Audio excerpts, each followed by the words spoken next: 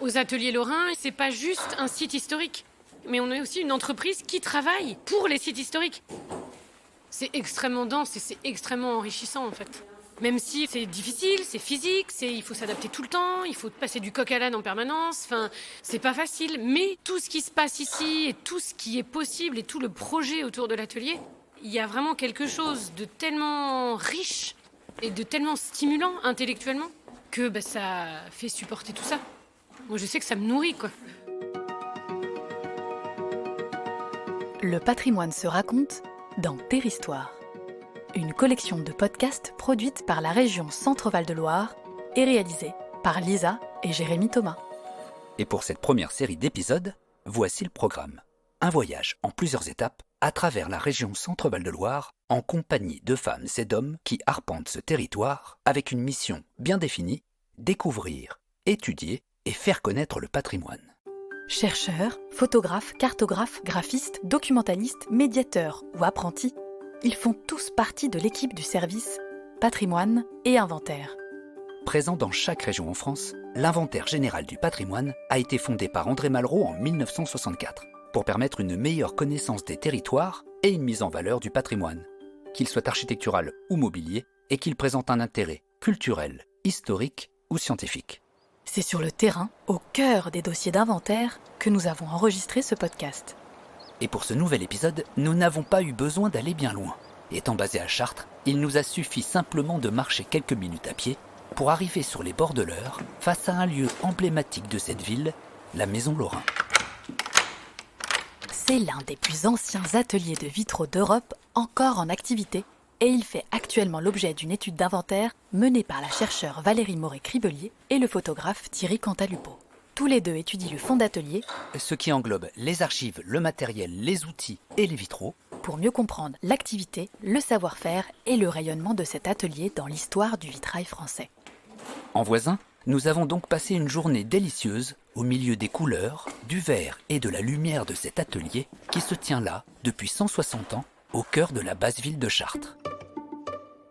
Aujourd'hui, c'est Élodie Valli qui le dirige, une maître verrier passionnée par son métier, son art et cette maison qu'elle veut préserver et transmettre comme si c'était la sienne. Épisode 6, l'atelier de vitraux lorrain à Chartres. Là, on est dans le jardin des Ateliers Lorrain. Donc il y a deux accès. On a cet accès-là au 46 rue de la Tannerie et l'autre accès au 1 boulevard du Maréchal Foch. Élodie Valli, maître verrier, restauratrice de vitrail et gérante des Ateliers Lorrain. Donc là, quand on rentre, on a au début toute la partie habitation, là où la famille Lorrain vivait. Et plus on avance, on arrive sur les anciens bureaux, les archives, le magasin à verre, au-dessus la salle de peinture, les anciens ateliers de mosaïque et dans le fond, l'atelier principal. Avec sous l'atelier principal les anciennes cuves de la tannerie, parce qu'il faut savoir que on est rue de la Tannerie ici parce qu'au Moyen-Âge, la tannerie de la ville de Chartres était ici. Et ensuite, quand on passe ce bâtiment principal, de l'autre côté, on a le bâtiment des fours, là où il y avait tous les anciens fours de cuisson, la grande tour des peintres, qui sert à afficher les baies de vitraux, et ensuite un pont qui arrive sur le boulevard Foch. Donc Nicolas Lorrain, qui était un verrier qui venait de la Meuse, a voulu s'installer à Chartres parce que la cathédrale, il n'y avait pas d'autres ateliers de vitrail à cette époque. En 1863, il crée les ateliers Lorrain, il s'installe d'abord dans le quartier de Saint-Cheron, dans les Hauts-de-Chartres, et ensuite en 67, il rachète la tannerie. Et en fait, il a construit cette grande tour qu'on a, qui est vraiment caractéristique des ateliers Lorrain, sur les anciens remparts de la ville. Moi, je travaille ici depuis 20 ans. Ça fait 20 ans que je me balade, que je cherche partout. Et en fait, on retrouve des choses en permanence, tout le temps. On retrouve des petits trésors tout le temps cachés, des traces d'histoire, des petits graffitis dans les murs, des petits objets, soit de la vie quotidienne, mais aussi du vitrail, d'anciens outils. Enfin, c'est un lieu chargé d'histoire. On retrouve maintenant Valérie Moret-Cribelier, chercheure au service patrimoine et inventaire de la région Centre-Val de Loire. Elle nous partage quelques informations essentielles sur son étude en cours. Ce qui est exceptionnel à l'atelier Lorrain, c'est la conservation à la fois des bâtiments d'origine, du matériel lié au métier de peintre-verrier et aussi d'une quantité extraordinaire d'archives. L'étude combinée de ces éléments permet de retracer l'histoire et l'activité d'une famille de peintres-verriers installée à Chartres pendant plus d'un siècle. Les débuts de l'atelier ne sont pas faciles, mais l'activité prend rapidement son essor et l'établissement devient florissant au cours des années 1870-1880. Lorsque Nicolas Lorrain décède prématurément en 1882, l'atelier de vitraux est dirigé par sa veuve, Françoise, qui conduit des commandes importantes et de qualité. En 1902, elle confie l'entreprise à son fils Charles, qui traverse les années difficiles de la Première Guerre mondiale, mais aussi l'intense vitalité de la reconstruction de l'après-guerre. C'est Charles qui développe deux nouvelles activités au tout début des années 1930, la mosaïque et la dalle de verre. Au décès de Charles en 1940, c'est son fils François qui reprend l'atelier jusqu'en 1972. Après cette date, l'atelier est vendu à d'autres peintres verriers, Gérard Hermé et Mireille et Jacques Jutoux. Aujourd'hui, il est dirigé par Élodie Valli depuis 2017. Donc là, on rentre dans l'atelier principal. Le lieu de vie de l'atelier. Donc là, on a Sophie et Franck qui sont en train de travailler aujourd'hui, qui travaillent sur la cathédrale de Chartres. On restaure en ce moment 2 baies de vitraux à la cathédrale. Une baie qui a été créée entre 1225 et 1233. Et on a également cette baie là, ils sont en train de travailler, qui a été créée par François Lorrain en 1971. C'est une chance énorme. Enfin, moi, je pense à toujours comme un honneur de pouvoir travailler sur la cathédrale de Chartres. C'est touchant. Enfin, émotionnellement, c'est pas rien, quoi. Ça reste un édifice extrêmement important. Donc, alors, bien évidemment, c'est plus sympa quand on intervient sur des vitraux du XIIIe siècle, des vitraux médiévaux. Mais là, intervenir sur une baie qui vient de notre atelier, qui a été réalisée à l'atelier et qu'on vient réintervenir dessus, c'est vachement fort aussi, quoi. En fait, on dit toujours que voilà, dans les travaux de restauration, comme ça, on est le maillon d'une chaîne, en fait. Parce qu'il y a des gens qui sont intervenus avant nous, des gens qui interviendront après. Donc on est vraiment une chaîne solide pour pouvoir conserver ces œuvres à travers le temps. De 1863 à 1972, l'atelier Lorrain conduit plus de 6000 chantiers et connaît un rayonnement géographique très étendu, principalement dans le nord-ouest de la France, mais aussi dans plus de 30 pays, en Europe, en Amérique, en Asie et en Afrique. À la fin du XIXe siècle, c'était un atelier important. Il a compté jusqu'à une quarantaine d'employés et faisait partie des 5 plus gros ateliers de vitraux en France. L'atelier recevait principalement 2 types de commandes, des vitraux religieux et des vitraux civils. Les vitraux religieux étaient destinés à des édifices catholiques, des églises paroissiales pour la plupart, mais aussi parfois des cathédrales, des chapelles privées ou des chapelles funéraires. C'était la part la plus importante de la production. Les vitraux civils étaient souvent destinés à des demeures de familles aisées de Chartres et des environs. Cet aspect de la production civile des Lorrains est peu connu, mais est abondamment documenté par les carnets de commandes, surtout dans les années 1880-1900, période à laquelle le vitrail civil connaît un grand engouement. Malheureusement, il semble que très peu de vitraux de particuliers subsistent aujourd'hui à Chartres. Beaucoup ont été déposés lorsque la mode en est passée. L'activité de l'entreprise s'est élargie au début des années 1930 avec l'ouverture d'un atelier de mosaïque, puis d'un atelier de dalle de verre. Les Lorrains font partie des 5 premiers ateliers à avoir pratiqué la technique de la dalle de verre en France. Avant de continuer le cours de ce podcast, si par hasard, vous aviez chez vous un vitrail en place, ou perdu dans le grenier, n'hésitez pas à aller jeter un coup d'œil sur sa signature. Qui sait, peut-être qu'il vient des ateliers Lorrain. Dans ce cas-là, et si vous le souhaitez, vous pourriez contribuer à cette étude qui recense toutes les créations de l'atelier en envoyant un email au service de l'inventaire pour faire connaître l'existence de cette œuvre. On vous donne toutes les infos utiles pour les contacter dans le descriptif de cet épisode.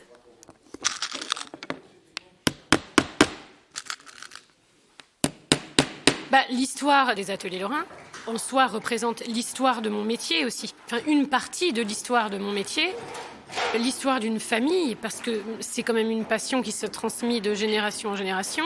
Quand on étudie un peu le fond, on voit la vie d'une entreprise, fin 19e, tout le 20e siècle, on voit comment ça fonctionnait. On voit l'évolution de l'art du vitrail, quand il y a eu des collaborations avec des artistes contemporains, la façon dont ils géraient les voyages, le transport des vitraux. C'est quand même une entreprise qui compte plus de 6000 références de chantier. Il y a presque 30 000 baies de vitraux qui ont été créées partout dans le monde. En fait, dès qu'on tire une ficelle, il y a tout un tas d'informations qui sont passionnantes et puis énormément de mystères en fait autour de l'atelier. Par exemple, fin 19e, début 20e, il y a eu une très grosse commande pour Valparaiso au Chili. Les vitraux ont été réalisés, les vitraux ont été expédiés et ces vitraux ont disparu. Ils sont jamais arrivés à Valparaiso. Il y a une étudiante qui a travaillé là, sur tous les vitraux qui ont été faits par des ateliers européens au Chili. Aucune trace de ces vitraux, donc on ne sait pas. Ils ont peut-être été perdus en mer, on ne sait pas. Quand il y avait des vitraux qui étaient réalisés comme ça, ils étaient expédiés. Donc ils partaient en gare de Chartres, ça partait après au Havre ou à Marseille par voie de chemin de fer, et ensuite ça partait par bateau. Mais c'est plusieurs mois de voyage. Donc voilà, il y a forcément un courrier quelque part qui dit que les vitraux ont disparu ou que le bateau a fait naufrage, ou on ne sait pas. Mais en tout cas, pour l'instant, on n'a rien trouvé. Donc c'est marrant parce qu'en fait, c'est tout un tas de petits mystères comme ça. Et de temps en temps, on apprend une petite bribe d'histoire en plus. Et ici, c'est que ça. C'est que ça tout le temps. La spécificité de l'étude Lorrain, c'est sans aucun doute l'exploitation du fonds d'archives de l'atelier. Cette documentation inestimable permet d'enrichir considérablement les données habituellement accessibles aux chercheurs travaillant sur le vitrail. Il renseigne une activité continue de 1869 à 1972. Le fonds Lorrain, c'est 60 mètres linéaires d'archives écrites, 15 000 maquettes, 2200 plaques de verre photographiques, 25 000 cartons à grandeur d'exécution. Ce qui frappe d'emblée celui qui découvre ces archives, c'est leur organisation rigoureuse. Chaque chantier est enregistré dans des carnets de commandes. Chaque activité est consignée quotidiennement par le chef d'atelier. Toute la correspondance, envoyée et reçue, est conservée et classée. Les factures des fournisseurs sont soigneusement gardées. À cela s'ajoutent de nombreux documents iconographiques tels que les maquettes au 1/10 et les cartons à grandeur d'exécution. Le fonds permet également de connaître les artistes embauchés par l'atelier pour dessiner les projets de vitraux. Plus de 70 artistes cartonniers ont ainsi pu être identifiés. Parmi ces artistes, il y a le peintre verrier Gabriel Loire qui travaille pour les Lorrains de 1926 à 1936 et qui fonde son propre atelier près de Chartres après la Seconde Guerre mondiale. Au-delà de l'étude, le fonds d'archives Lorrain sera très précieux pour les chercheurs qui souhaiteront aborder le vitrail suivant des aspects très divers, avec des approches artistiques, historiques, techniques ou sociologiques. Aujourd'hui, toute cette documentation exceptionnelle pour la recherche et l'histoire du vitrail est consultable aux archives municipales de Chartres. Car depuis 2017, la ville est devenue propriétaire de ces archives et des bâtiments de l'atelier. Le but étant de les préserver, leurs conditions de conservation devenaient préoccupantes. Avant que ne commence prochainement leur restauration, et pour conserver la mémoire de cet atelier qui n'a quasiment pas changé depuis la fin du XIXe siècle, le service de l'inventaire, dans le cadre de cette étude, a pu y mener des campagnes photographiques. Nous sommes retournés avec le photographe Thierry Cantalupo dans une des pièces les plus fascinantes de l'atelier, la salle de peinture. On plonge dans le temps, là, on fait un voyage dans le temps.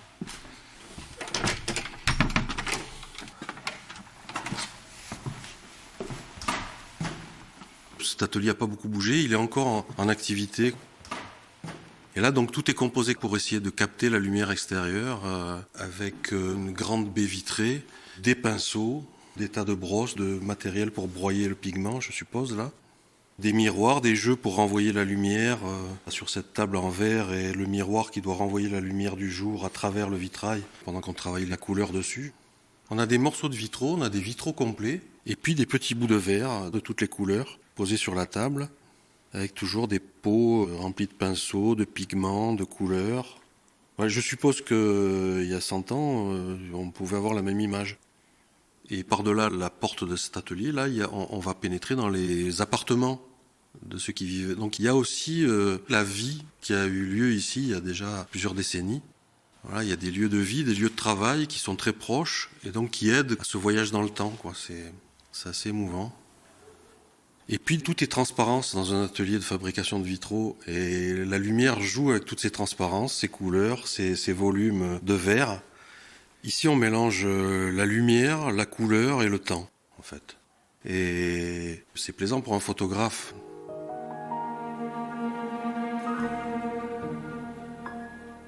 Le photographe, étymologiquement, c'est celui qui écrit avec la lumière.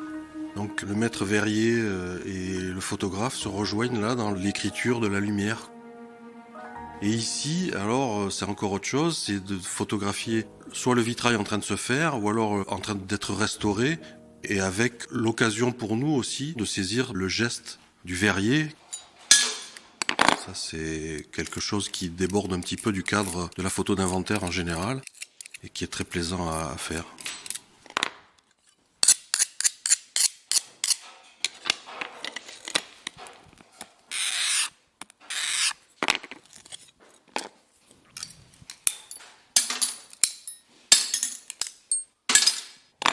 Étudier les ateliers lorrains, c'est entrer dans son histoire, ses œuvres et ses archives, mais c'est aussi rencontrer une équipe d'artisans qui continue, au jour le jour, à faire vivre cette maison. Regard croisé d'Élodie et Valérie sur ce patrimoine toujours vivant. Donc un soir, Valérie Moret et Claude Kilivic arrivent. Il était presque 17h. Moi, il fallait que j'aille chercher mes enfants à l'école. J'étais vraiment en speed. Je venais de me couper, donc j'avais la main qui pissait de sang. Et là, Claude Kilivic me donne sa carte. Et je me rappelle parce que j'ai toujours cette tache de sang sur sa carte de visite. Donc du coup, c'était extrêmement surprenant quand ils sont arrivés. Ils avaient essayé de passer par le côté tannerie. Il y avait le grand portail qui ne s'ouvrait que de l'intérieur à l'époque. Ils ont fait le tour par le boulevard Foch. Et je les vois, et ils me parlent du service de l'inventaire du patrimoine, de ce projet de faire une étude. Donc ça a été extrêmement rassurant. Et ensuite, on a commencé à travailler donc avec Valérie Moret, avec Thierry Cantalupo. Et ça a été pour moi vraiment comme un soutien en fait. Et du coup, le fait que là, le service d'inventaire vienne et souhaite mener une étude vraiment poussée là-dessus, et en plus que ce soit Valérie Moret, qui est fille et petite-fille de Maître Verrier, c'était vraiment la personne idéale pour faire ce travail-là. C'était vraiment absolument génial. Et moi, c'est un soutien même maintenant, parce que souvent, je suis face à... Je ne sais pas comment je ferai quand elle sera plus là, quand elle aura fini son étude. Parce que, en fait, dès que j'ai des questions vraiment sur le fond ou des choses qu'on me demande, je me réfère toujours à elle, parce qu'elle a vraiment maintenant une maîtrise, elle a vraiment une connaissance du fond lorrain qui est extrêmement précieuse. Et puis, le fait d'étudier ce fonds d'atelier, ça nous permet, nous, aujourd'hui, de mieux comprendre le fonctionnement, donc de mieux comprendre comment tout le monde travaillait aux ateliers lorrains avant, pour mieux restaurer, en fait, pour mieux servir les œuvres qu'ils ont fait. Parfois, on a des photos, des éléments, mais parfois, on n'en a pas. Moi, je connais bien le lieu maintenant, parce que ça fait 20 ans que j'y suis. Franck, qui est là aussi, a commencé à travailler à l'atelier il y a 35 ans. Et ce type d'études, c'est des outils, en fait, c'est des clés qui nous aident aussi à mieux orienter, en fait, les travaux qui vont se faire, les recherches qui vont se faire. Et puis après, ce qui est important aussi, c'est qu'il y a eu beaucoup de transmission orale au niveau du patrimoine. C'est-à-dire que moi, j'ai toujours entendu beaucoup d'histoires de mon ancien patron, des anciens employés ici, des choses qu'on m'a racontées, mais qui sont pas forcément vraies. Des fois, des petits mensonges qui sont devenus grands mensonges sur des histoires où ça a été enjolivé. Et en fait, quelqu'un comme Valérie Moret, qui, elle, va vraiment chercher les sources et vraiment chercher dans le fond des choses, elle va réajuster, en fait. Et elle nous a permis de faire le tri entre la transmission orale qui n'était pas bonne, des choses qui étaient vraies mais qui avaient été modifiées. Ça permet d'être plus juste sur l'histoire. Ce qui a été le plus passionnant dans cette étude, c'est sans doute l'exploration du fonds d'archives lorrain. Ce fonds qui est demeuré quasi inaccessible jusqu'en 2017. Je me rappelle les premières journées passées au milieu de ces archives. C'était un peu la caverne d'Ali Baba. Le fonds n'était pas encore classé et coté, et je prenais des centaines de photos en me disant que peut-être je n'arriverais pas à retrouver plus tard les documents. Avoir été la première à explorer ces archives dans leur ensemble était très enthousiasmant et a été une très grande chance. Il y a bien sûr des périodes de doute, de questionnement. L'enquête est longue et les réponses parfois partielles. Il faut toujours rester modeste, garder en tête que l'on ne restituera qu'un état de la recherche, que d'autres chercheurs, après nous, iront plus loin. Ce qui a été particulièrement stimulant au cours de l'étude, ce sont les découvertes faites régulièrement dans les greniers de l'atelier, notamment des cartons des coupoles en mosaïque des basiliques de Don Rémy et de Marseille. Il s'agit de grands dessins à grandeur d'exécution. Ils mesurent plusieurs mètres de long et sont colorisés pour certains. Récemment, 2000 plaques de verre photographiques ont été numérisées et nous avons trouvé une photo de Nicolas Lorrain et de sa femme, prise en 1876 devant les chutes du Niagara. Ils avaient fait le voyage en Amérique à l'occasion de l'exposition universelle de Philadelphie, où des vitraux lorrains avaient été expédiés. Et puis, il y a eu aussi des découvertes plus ou moins cocasses dans le fonds d'archives. Par exemple, vers 1880, la correspondance haute en couleur entre Nicolas Lorrain et le curé de Gilles-et-Nonains dans le Loiret. Un curé de campagne exigeant et ayant un sens de l'humour très développé. Les courriers reflètent les humeurs du curé, la colère lorsque Lorrain tarde à lui envoyer son travail, et parfois la flatterie lorsqu'il pense pouvoir amadouer, le peintre Verrier. Il y a aussi des échanges de courriers parfois houleux entre les Lorrains et certains de leurs interlocuteurs, les artistes cartonniers notamment, qui réclament en vain que leur nom soit inscrit sur les vitraux.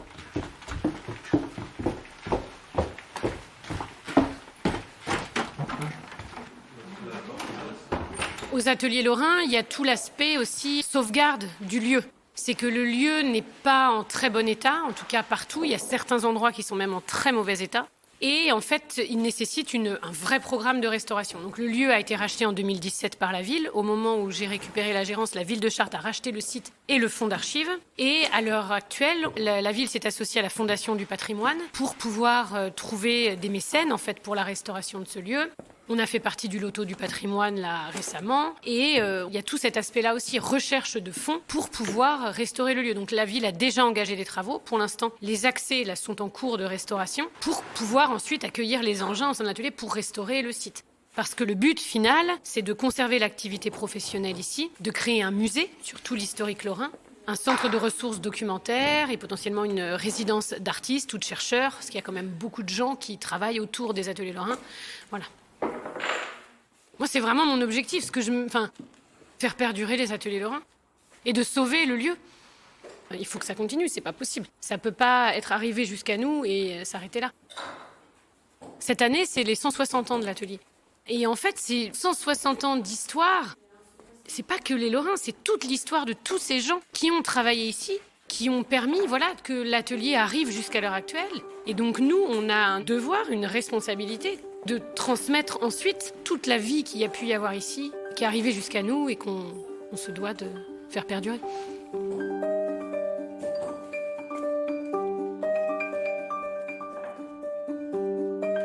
C'était, pour vous, le 6e épisode de Terre Histoire, consacré aux ateliers lorrains de Chartres. Avec par ordre d'apparition au micro, Élodie Valli, Valérie Moret-Cribelier et Thierry Cantalupo. Pour retrouver la présentation de cette étude sur le site internet de l'inventaire, cliquez sur l'onglet « Étudier » et dans les études thématiques, choisissez les fonds d'ateliers de peintres verriers de la région Centre-Val de Loire. Vous verrez, le site internet de l'inventaire, c'est aussi une source inépuisable d'infos, de photos et de ressources sur le patrimoine de la région Centre-Val de Loire. Vous avez tous les liens utiles dans le descriptif de cet épisode.